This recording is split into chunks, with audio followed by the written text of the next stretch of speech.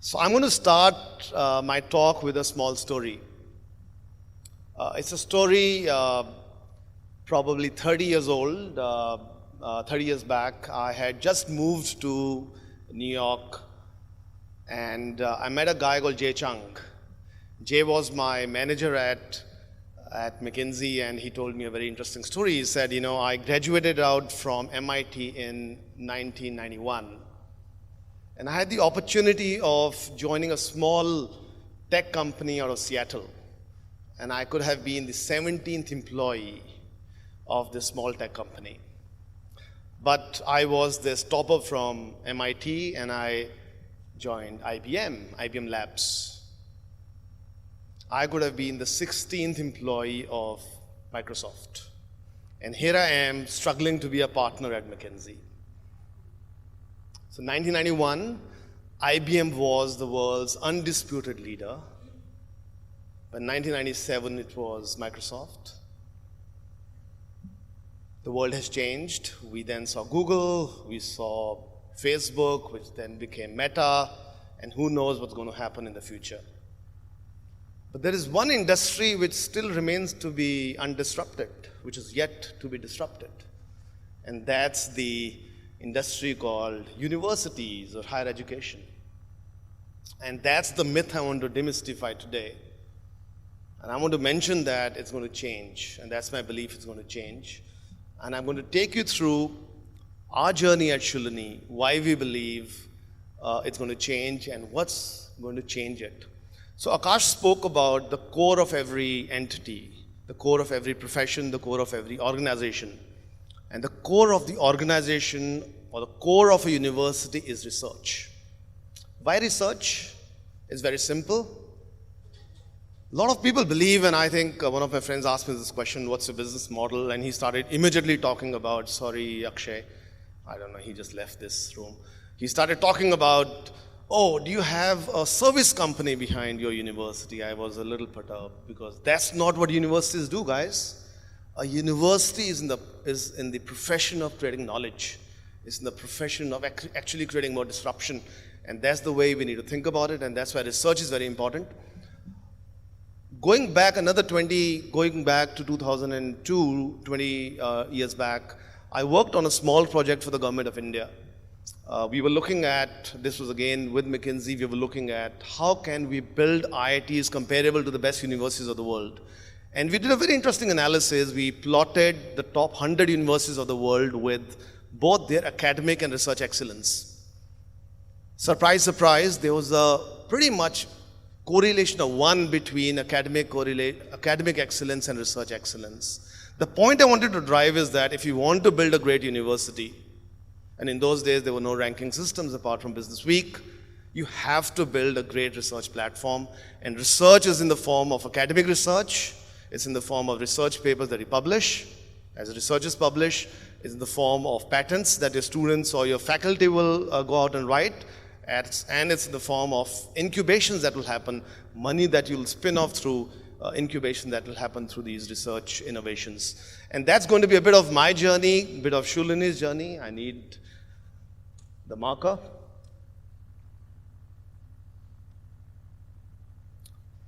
So every ranking platform of the world, if you think about it, no surprises, has a very significant percentage of research out there. And it's not because it's a wrong way to think. Like I said, it's the right way to think. You cannot build a great university if you look at Harvard, Stanford, Oxford, any one of them. You cannot build a great university without research. Research pushes you to the boundaries of problem solving, thinking in a different way, and that's what universities are supposed to do.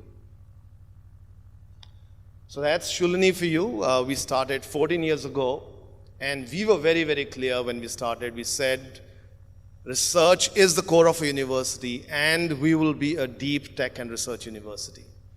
And we continue with that. I loved again what Akash said. You cannot do everything, and we are very, very clear from our focus, which is that research is critical. If we do research right, everything else will follow. If we're very young, we're 14 years old.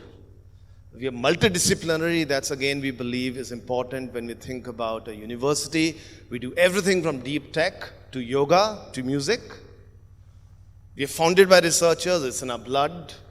We have around 5,000 students and we have a beautiful campus, as you see. Mohan has been there, so hopefully Mohan, I'm not over-exaggerating. He's closing his ears, huh? Okay, so short period of 14 years, here we were going out and saying, we want to build a great university. What have we done so far? We pretty much lead in every global ranking. So you all know that QS and THE are the two leading global rankings of the world. In both these rankings, Shoolini is the #1 private university of India. Sorry, Aman, you're also doing very well, but we are still very proud. But more importantly, in research, we are #1 in citations, both for QS and THE. This is above the Indian Institute of Science, Bangalore, and every IIT.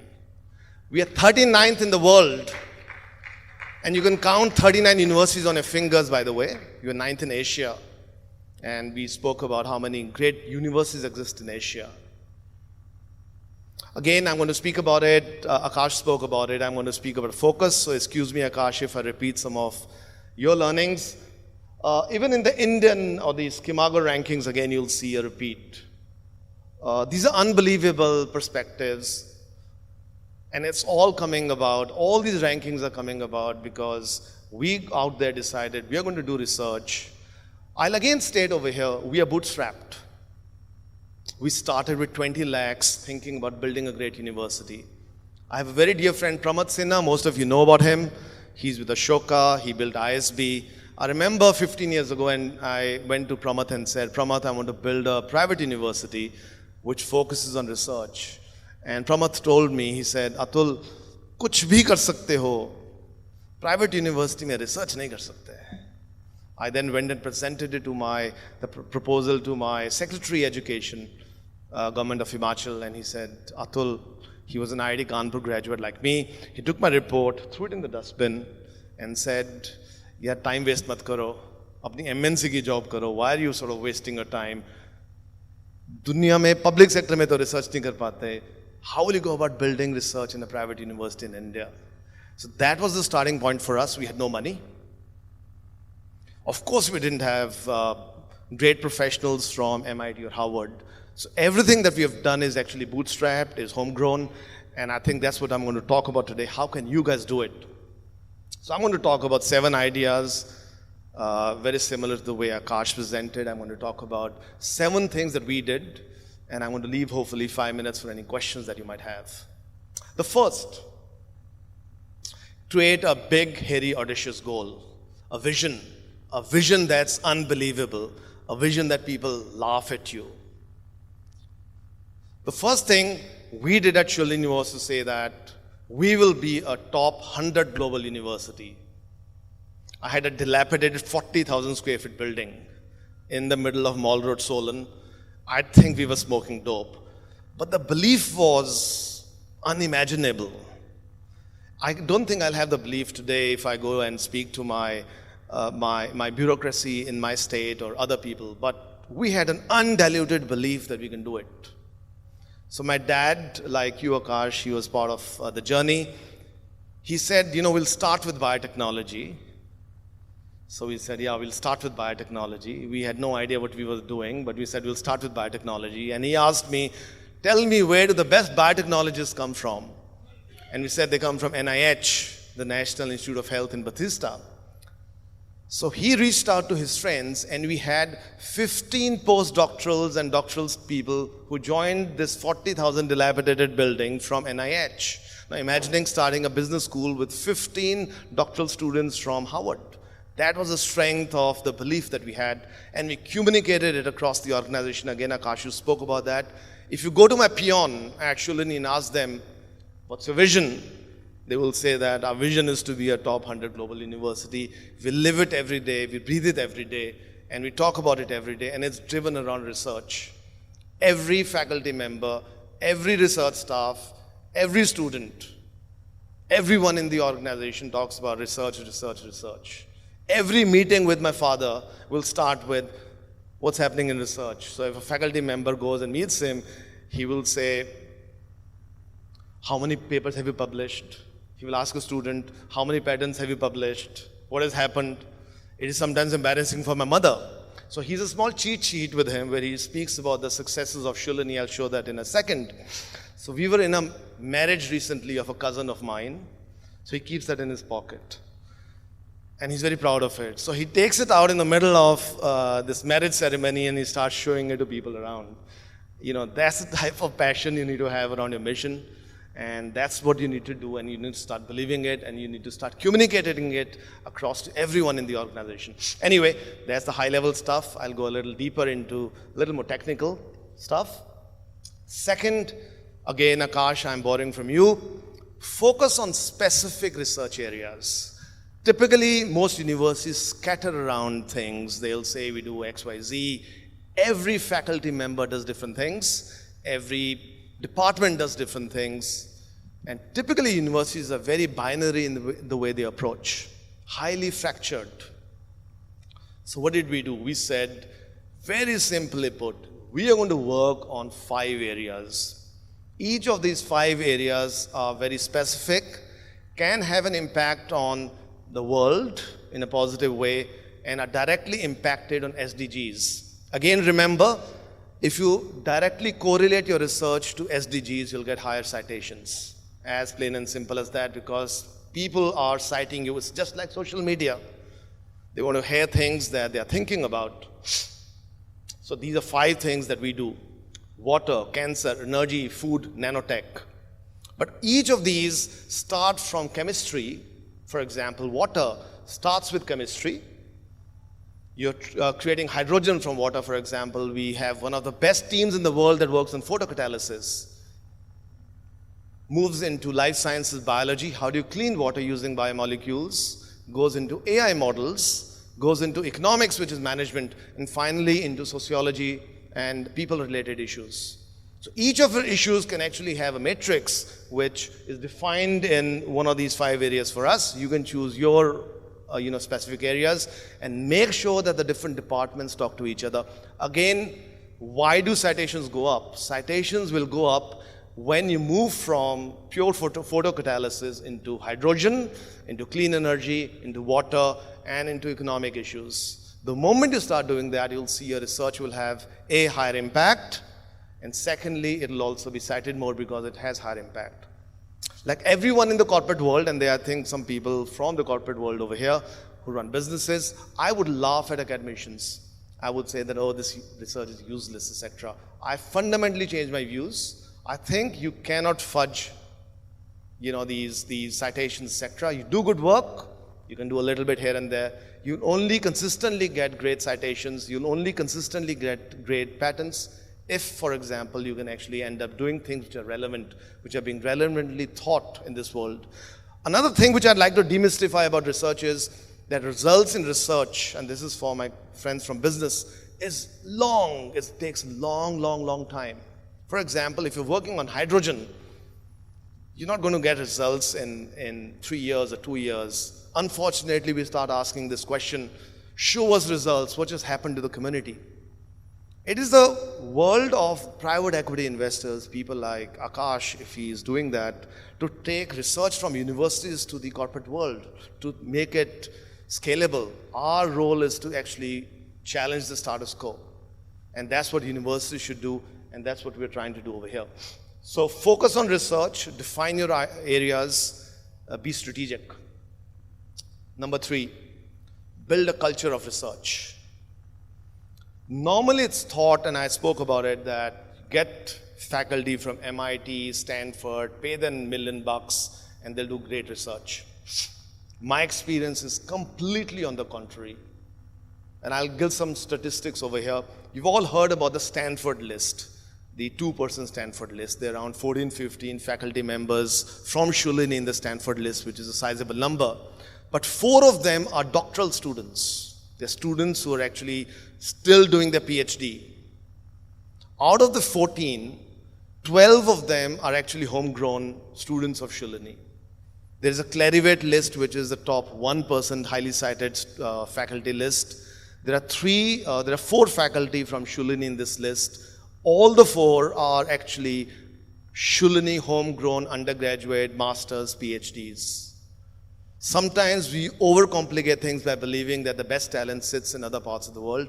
In any case, my dear friends, the best talent from Harvard is not to come back to your university, either in UAE or in India. They're all tenured. They'll be sitting over there. You only get tier 2 probably, and it's better to have tier 1 faculty from your own location, from your own community, going out, building the research, building the platforms, rather than getting the tier 2 guys from some of the top universities of the world. Promote interdisciplinary research. Make sure that there are no boundaries. Make them sit together. So one of the experiments I'm doing is my academic offices at Shoolini, for example, look like a Google office. They're no different. Huge resistance from academicians. Some of you will laugh at me.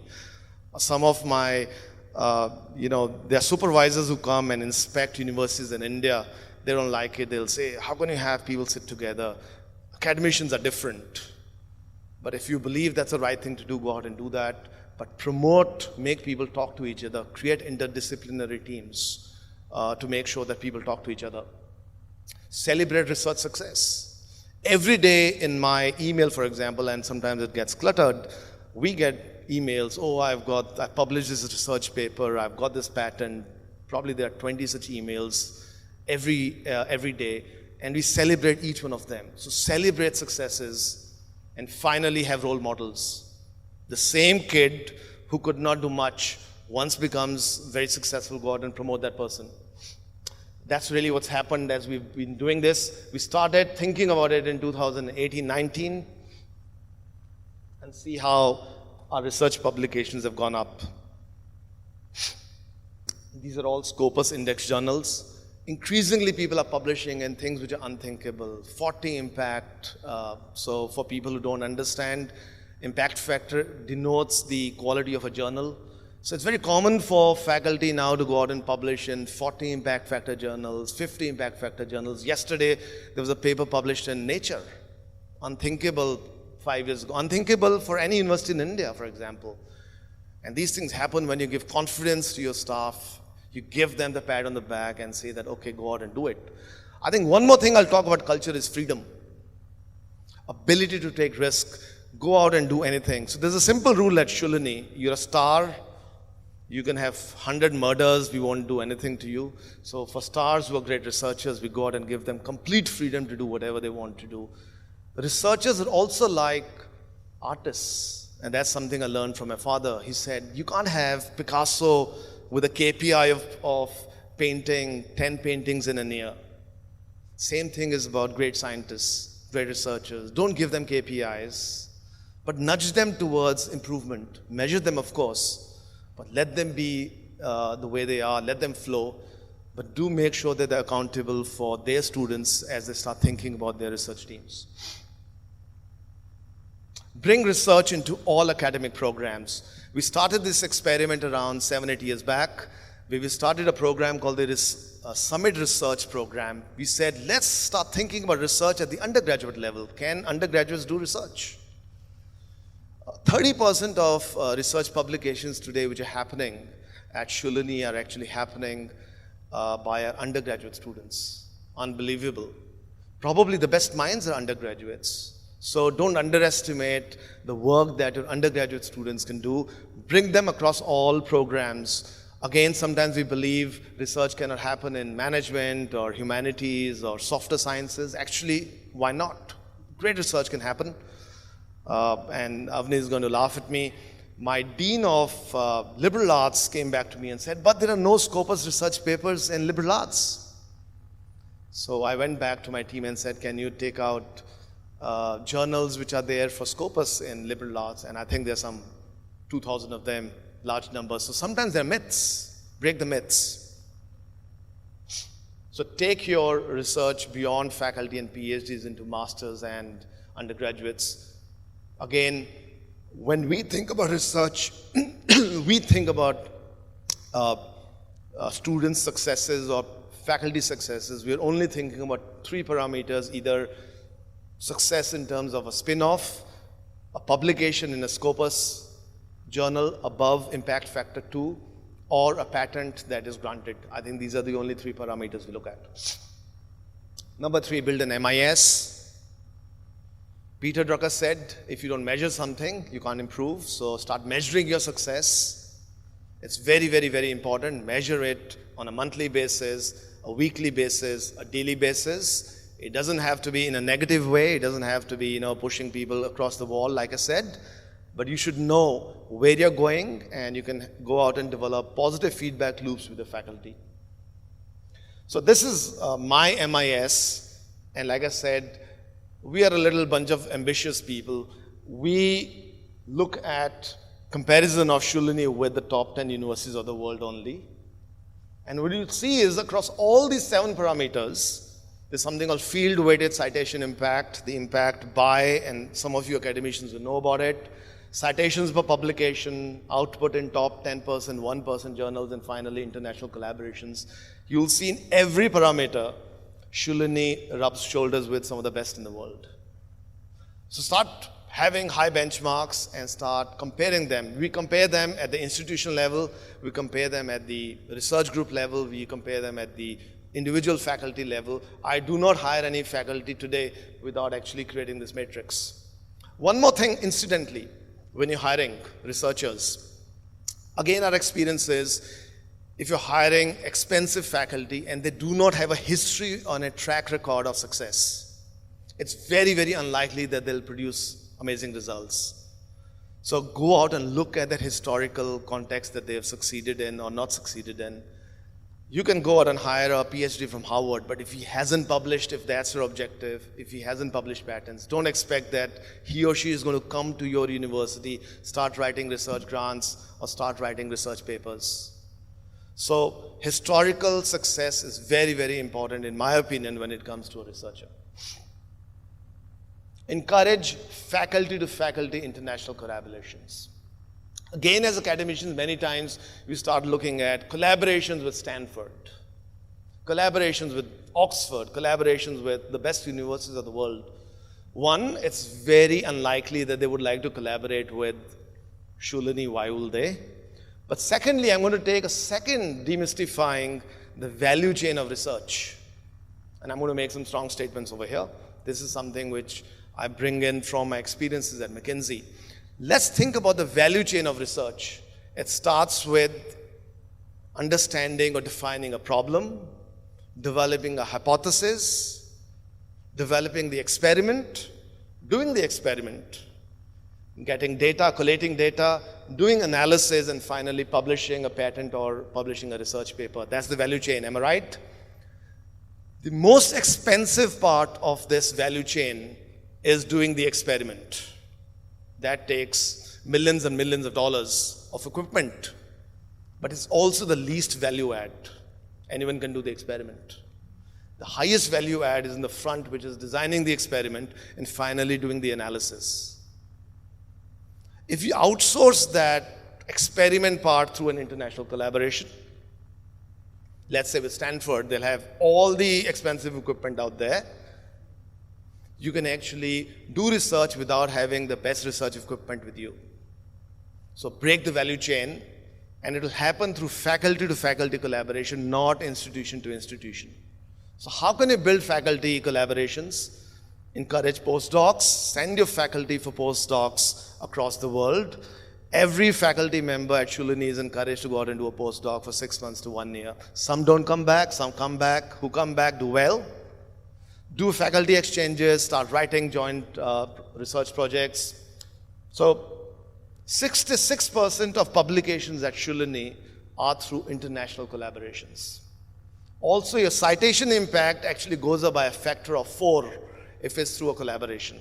Again, it's something that makes a lot of sense. It's also not costly. It's faculty-to-faculty relationships. I think some of you have already looked at this. And finally, build an in-house patenting team. Patents are also a very, very important part of the research and innovation journey. When we started thinking about patents, we started working with corporate lawyers who would help us in patenting. Law student came to me and said, I will do it myself. And people said, oh, how can he defend a patent? And we started building on that team. We started giving more confidence to this particular kid. Today we have 25 researchers, lawyers, and others working in our patenting team. So the cost of that has come down from whatever, $1,000 to 5,000 rupees, which is basically the cost of filing the patent. My production of patents has gone up. I now have 15 spin-offs already happening. That's again another important thing with patents. Please file patents. It's almost like when you have 1,000 patents, probably you'll have 2 or 3 blockbusters. But if you don't file any patent, you won't have any blockbuster.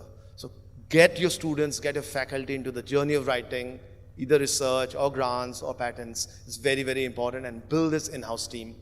So these were 7 things I spoke about. Number 1, vision. Number 2, research across the university, focus a culture, take it to different academic programs, build a MIS, faculty to faculty, research collaborations, and finally an in-house patenting team. I'll end it up by again talking about 2, 3 deep beliefs I have, and you may agree or disagree with me. I think the first is the belief that a top university of the world need not be a $10 billion funded cost structure university. I had this discussion in a QS panel, for example. There was a dear friend of mine from a very large university out of Sonipat. You can almost guess which one it is. And we were in a common panel which says, how do you build a top 500 global university? And my dear friend, the Vice Chancellor, said, you need loads of money, which I have. I told him, I said, I don't agree with you, but wait for 3 years. He slipped in his rankings, and last year we became a top 400 global university. The total size of Shoolini is less than $10 million. We are not a very large university. But we punch above our weight. It comes through belief, it comes through culture, it comes through believing in your students, believing in your faculty. And I think if all of you do that, I'm 100% sure that the next top university of the world will come out of this group. Definitely it will come out of Asia, because if everything in the world is crumbling, if everything in the world is disrupting, I believe that the world of higher ed will also disrupt, and the next best university of the world is not going to be Harvard or Oxford, but it's going to be a university coming out of India. Definitely there's one coming out of China and one coming out of Singapore. Thank you very much, and I'd love to have any questions if you have.